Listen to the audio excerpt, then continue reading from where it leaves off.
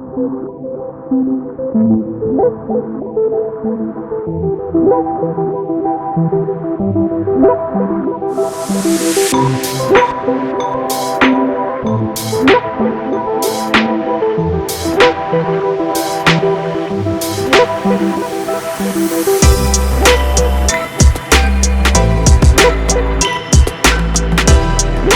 we have the two 935's, original, latest version. Both very much Porsche Motorsport track cars. This one being a K3, this one being, I'm going to go out 2009, late 2019. Based on the same chassis as GT2 RS, but my goodness, is this thing a monster. Have a look at the detail here.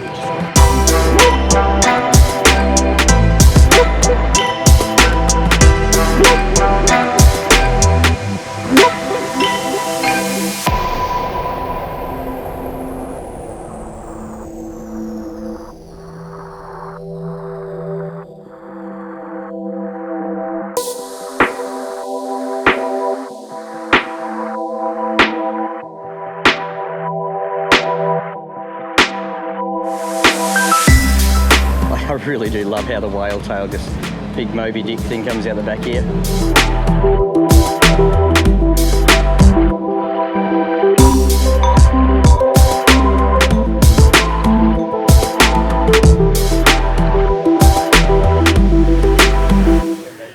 I am at Youngtimers Garage, Benzina Magazine's Cars and Coffee, and it is unbelievable. There is a pretty diverse selection of cars here today. A lot of Porsche content, which you guys know I like. So anyway, let's have a bit of a look around at some of the special cars and some of the cars that are just special to the owners.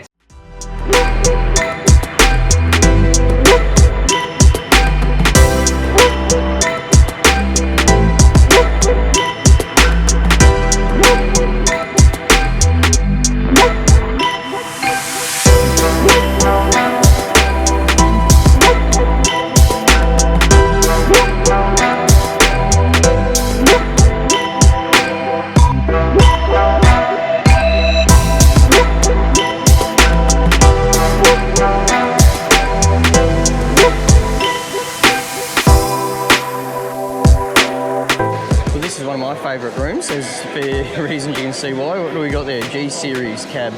Looks like a 964 cab, 964 cab, G Series,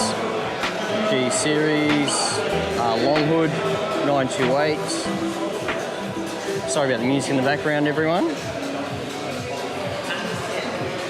Got a Speedster, 991.2 Speedster in red, parked behind an 89 Speedster in silver.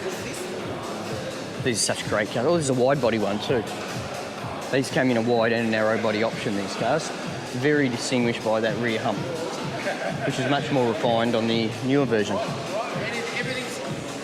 The local cafe is Mr. Craftsman. It is in the same commercial centre. Classic Melbourne breakfast, extra strong latte, oven croissant. Pretty stunning Arctic silver in a limb here, 993 C4.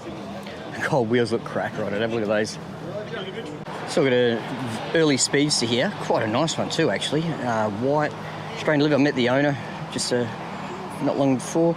Geez, the interior's definitely been redone at some point. Looks like a gas bar style hard top with pivot windows and the oval back window. Very classy looking car. Looks like not exactly a stock exhaust, so probably that thing would make a racket judging from the size of the muffler under there. Have a look at that. Yep, pretty timeless design, this one. Especially when you compare it to those bigger Speedsters we saw inside the garage space earlier. So here's Scott Brenchley's 356 Outlaw. It's got a pretty souped up V-dub motor in it. It's fairly well known throughout Australia. He's a fellow YouTuber, does some amazing content, gets access to some great cars living here in Melbourne. And the patina's starting to really come through on the bare metal that he ran with. I really like what he's done here. A lot of details in this car. We'll have to get a close look at some point. So here I am today with Scott from Outlaw Garage. Hey guys, how are you? Great to see you here today. This is a bit of your stomping ground out this way, your last few videos. It is. So this is Young Timers Garage. They've had a few cars and coffee events down here. Nice day. Sun's out, bit of a breeze as well, so lovely weather. It is a cracker of a day here in Melbourne. I don't feel like I'm in Melbourne, that's for sure. Yeah, well, it's not raining to start off with. The weather hasn't changed in 5 minutes. So you brought the silver car? We're out in the 356. Yep. Had a bit of an issue last weekend. Forgot to turn the battery cut off. So the battery is fully charged and we are out and about today. Great. Bit of a hiccup. The V-dub motor? V-dub Type 1. So not common to put a Type 3 motor in, but it's a Type 1. Yep. 2.4, dry sum, big motor. Cammed, big carbs on it. Are you going to Luftwasser next weekend? Yes. You taking that? No. What are you driving? Took that last time, but I'm going with the wife this time. And yes. That was a little bit uncomfortable. Sure. Have the privilege of taking the 930 this time. Good one. Yes, so that should. Is it going to be more reliable than the 356? Absolutely. And it better be, because it's a lot more expensive to get fixed. Yeah, it is. So I think we're going to head to another RSR Works. Yep. They've got their first open day, I think, because I've never been there before. They do dry ice cleaning and they do some other things down there.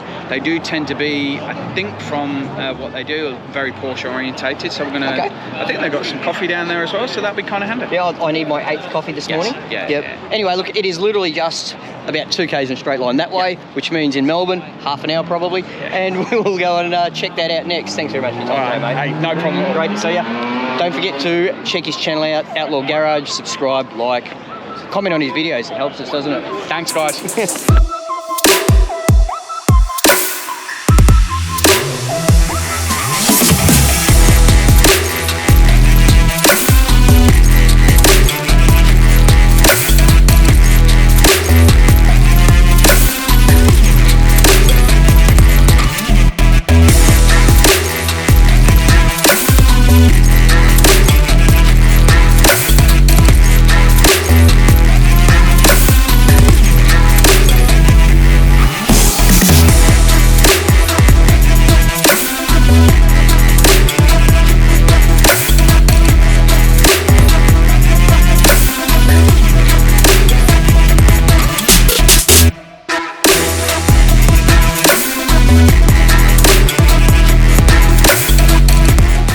These old cars. Just have a look at the character in here, will you?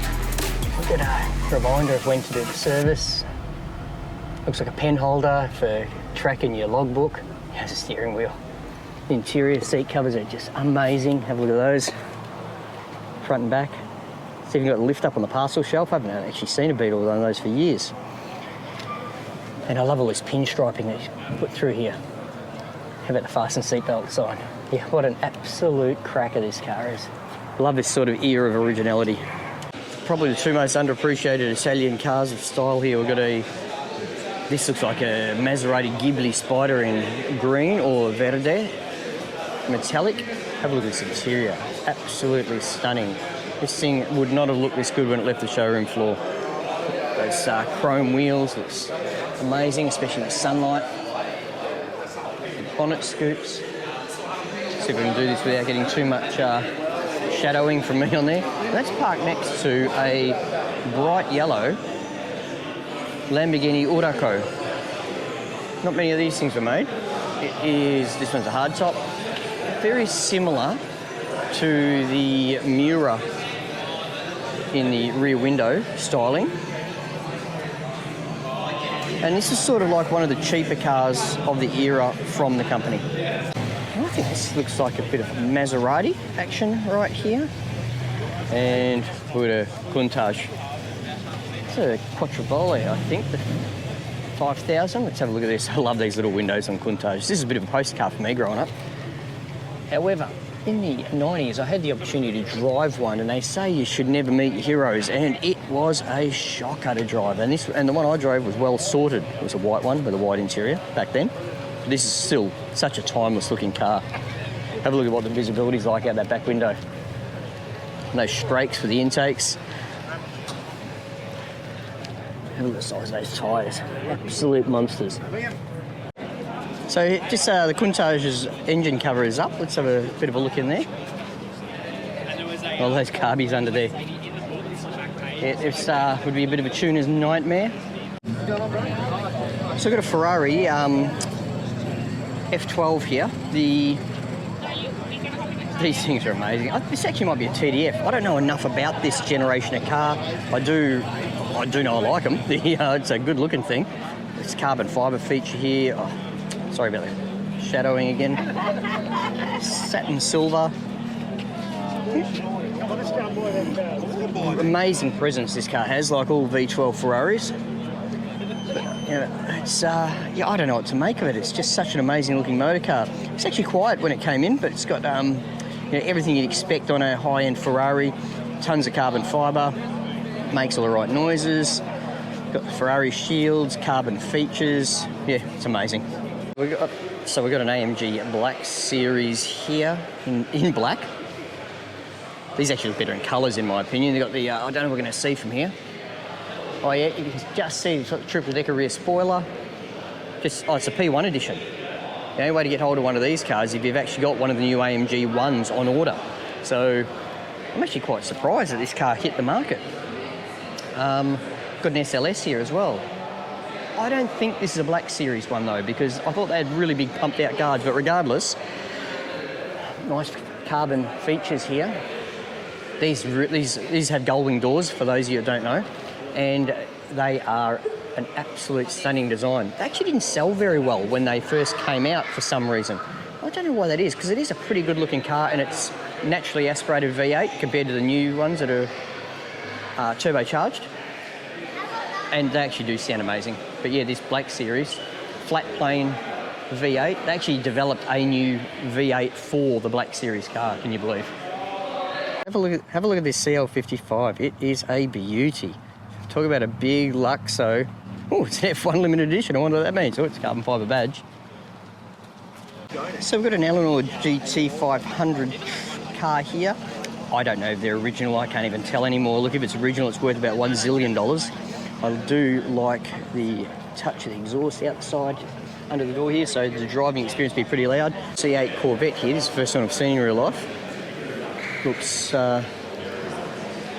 fully converted to right-hand drive. I don't know if it's done by the factory or not. Very pointy in real life. In fact, it reminds me a little bit of the new NSX. Well, when I say new NSX, the one's about to go out of production. It's been in production for the last couple of years. Not necessarily my cup of tea. I can see the appeal though. So it's been an amazing walk through, have a look at some of the cars in the place. Incredible, just seeing new cars when you come to a new town, love it. If you're new to the channel, please think about subscribing. I've had a great morning so far here. I think I'm going to go to another event after this. There's like 3 events on today. Don't know if I'll post them, don't know if they'll be in this video. Anyway, really appreciate you taking the time and watching Marc and Cars. Thank you.